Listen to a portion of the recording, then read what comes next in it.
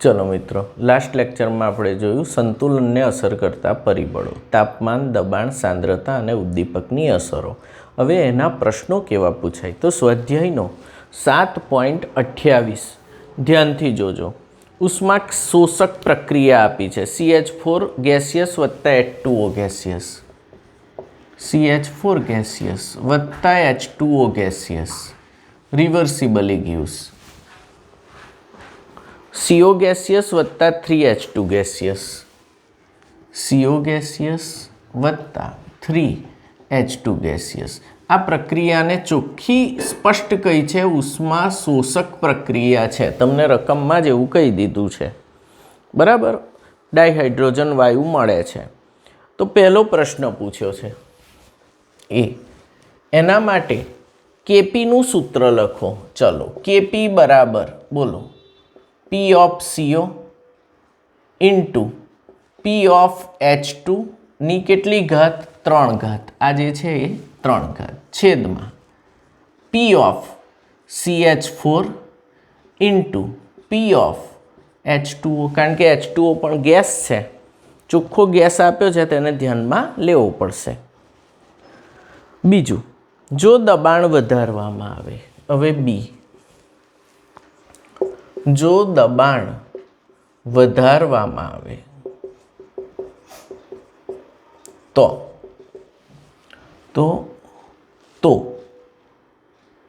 संतुलन वायुरूप वधु मोलथी वायुरूप ओछा मोल तरफ खसे छे। कई बाजुथी कई बाजु जाय? वधु मोल थी ओछा मोल तरफ। दबाण वधारो तो अहीं वायुरूप प्रक्रियकना मोल 2 अने वायुरूप निपजना मोल 4।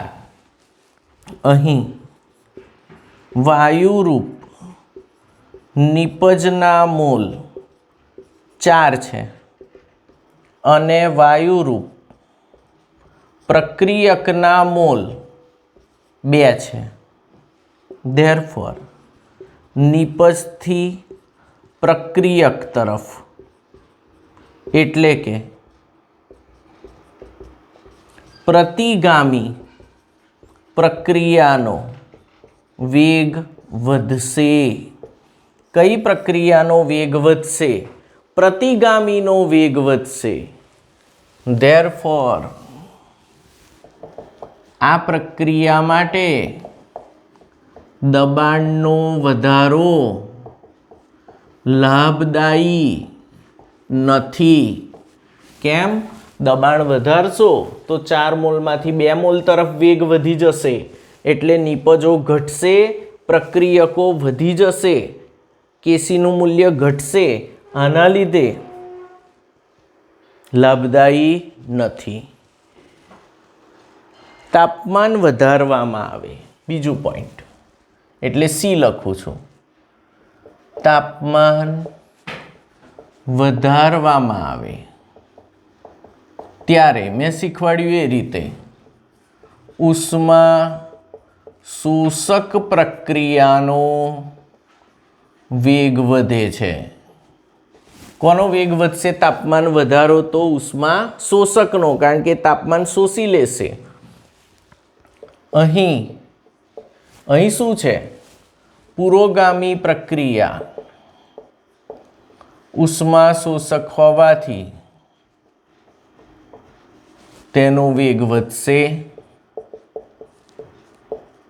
अने वधु निपजो प्राप्त थशे। आम आ प्रक्रिया माटे तापमाननो वधारो लाभदायी छे। तो आ प्रक्रिया में दबाण केवुं राखवुं पड़े? नीचुं। तापमान केवुं राखवुं पड़े? ऊंचुं। तो तमने निपजो वधु मळे, केसी वधशे। केसी शुं थशे? वधशे। ओके। उद्दीपकनो उपयोग करवामां आवे। हवे આ 3 સમજાયા બરાબર? હવે ચોથો મુદ્દો લઉં છું.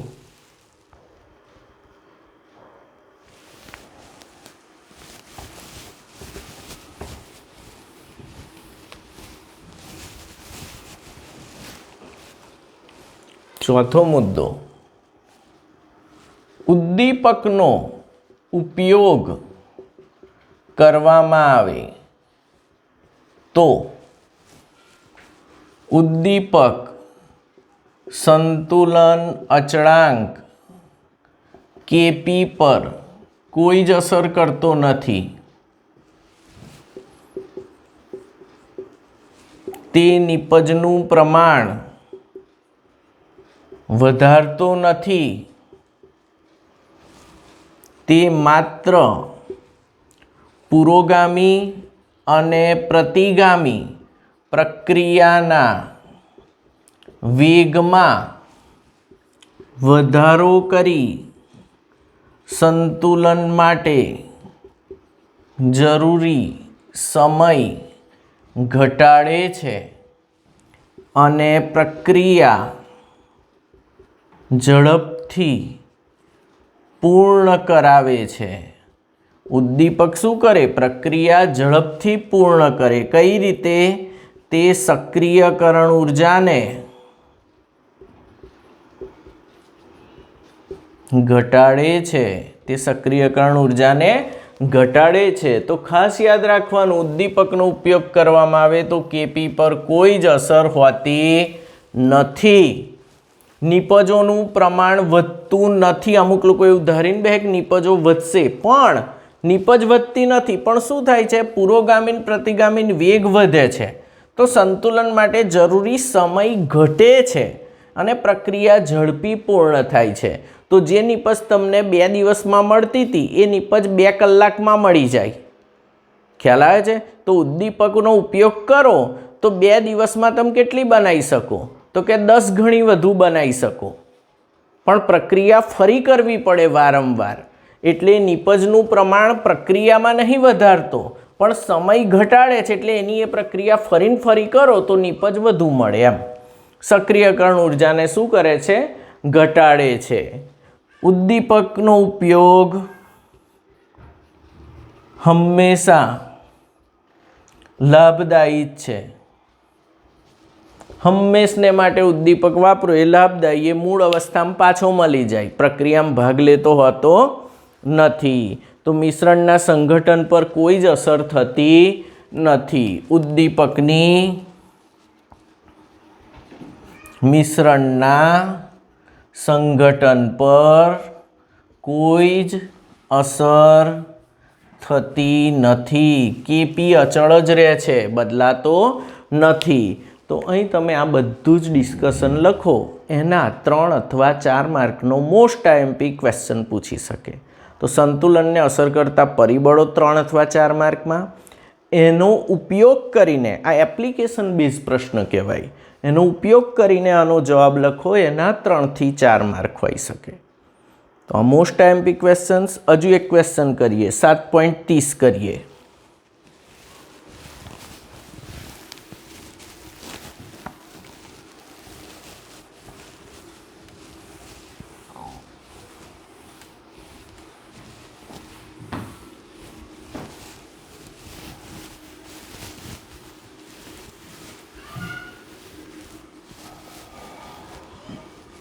સ્વાધ્યાયનો 7.30 શું કહે છે તમને? 473 કેલ્વિન તાપમાને PCl5. તો અહીં છે PCl5 gaseous reversibly gives PCl3 gaseous plus Cl2 gaseous. તમને લખતા આવડે એટલે આ બધા શીખવાડું છું. ડેલ્ટા RH આપ્યા છે +124, ડેલ્ટા RH 0 +124 કિલોજૂલ પર મોલ. કિલોજૂલ પર મોલ. આ પ્લસ છે એટલે પુરોગામી પ્રક્રિયા ઉષ્મા શોષક છે. આ પ્લસ છે. ડેલ્ટા H પ્લસ ક્યારે હોય? પ્રક્રિયા ઉષ્મા શોષક હોય ત્યારે. તો પુરોગામી કેવી થઈ ગઈ તમારી? ઉષ્મા શોષક. અહીં જોઈ લો, વાયુરૂપ મોલ આના કેટલા? 1 અને અહીં 1 વત્તા 1 એટલે 2. તો વાયુરૂપ નિપજ 2 મોલ છે, વાયુરૂપ પ્રક્રિયક 1 મોલ છે. હવે પ્રશ્નને જોઈએ. કેસીનું સૂત્ર લખો. એ કેસી બરાબર બોલો PCl3 ની સાંદ્રતા ઇન્ટુ Cl2 ની સાંદ્રતા અપોન PCl5 ની સાંદ્રતા. કેપી પૂછ્યો હોત તો પ્રેશર લેત, કેસી પૂછ્યો છે તો સાંદ્રતા લીધી, કેપિટલ બ્રેકેટ સાંદ્રતા દર્શાવે છે. સમાન તાપમાને પ્રતિવર્તી પ્રક્રિયાના કેસીનું મૂલ્ય કેટલું હશે? બી. પ્રતિવર્તી પ્રક્રિયાનો KC dash is equal to 1 upon KC. પુરોગામી પ્રક્રિયાનો કેસી હોય તો પ્રતિગામીનો કેસી ડેશ એના વ્યસ્ત પ્રમાણમાં હોય છે. ફરી પુરોગામીનો સંતુલન અચળાંક કેસી હોય તો પ્રતિગામીનો સંતુલન અચળાંક કેસી ડેશ તેના વ્યસ્ત પ્રમાણમાં હોય છે. મેં પહેલા જ લેક્ચરમાં કહ્યું હતું. તો અહીં તમને કેસી આપ્યો છે 1 અપોન 8.3 ઇન્ટુ 10⁻³ તો 1/8,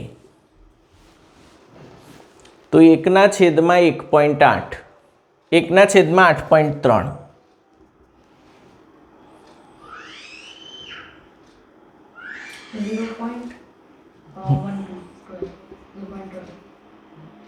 ઇન્ટુ 10⁻³ થશે એટલે 120 થશે કેસી. કેસી કેટલો થશે? 120.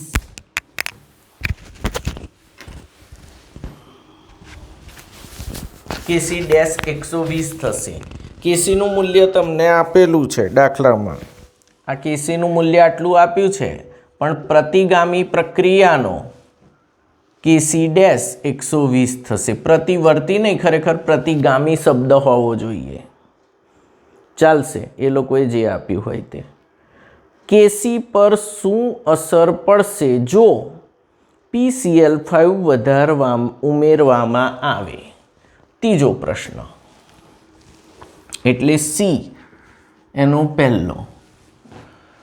PCl5 ઉમેરતા પુરોગામી પ્રક્રિયાનો વેગ વધશે. કેમ?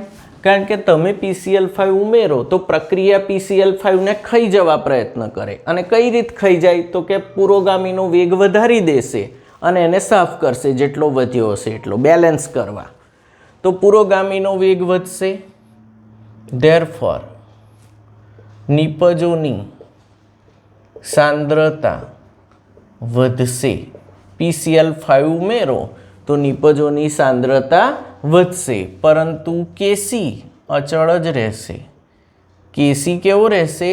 અચળ જ. કારણ કે PCl5 તમે ઉમેરો તો નિપજો વધે છે, એટલે કેસી કેવો રહેશે? અચળ. સાંદ્રતાની અસર થતી નથી. દબાણ વધારવામાં આવે.